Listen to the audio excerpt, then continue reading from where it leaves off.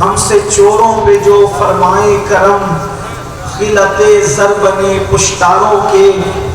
اور یا رسول اللہ تن من دھن تیرے قدم پر بارے، تن من دھن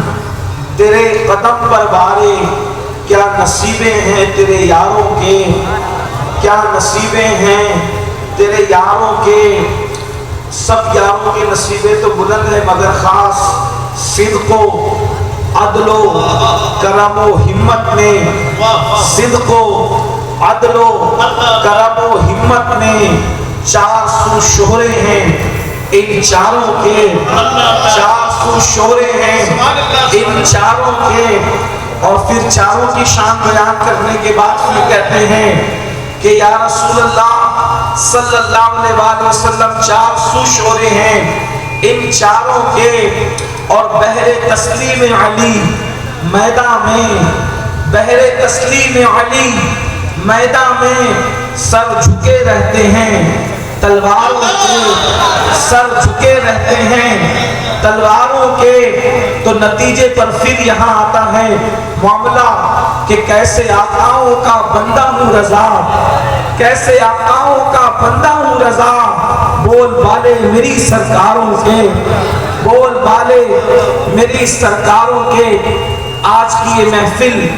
عرس حاکمی اور دستار بندی کے موقع پر مجھے بانیان محفل نے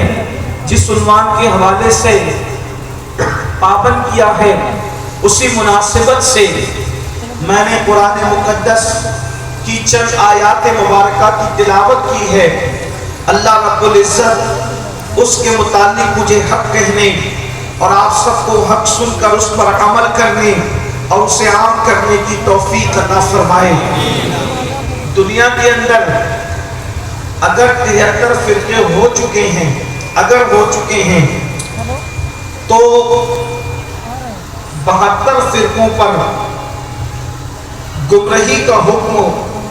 بیان کیا گیا ہے، اور ایک جماعت کو جماعت ناجیہ نجات پانے والی جماعت کہا گیا ہے۔ تو جو 72 گمراہ فرقے ہیں،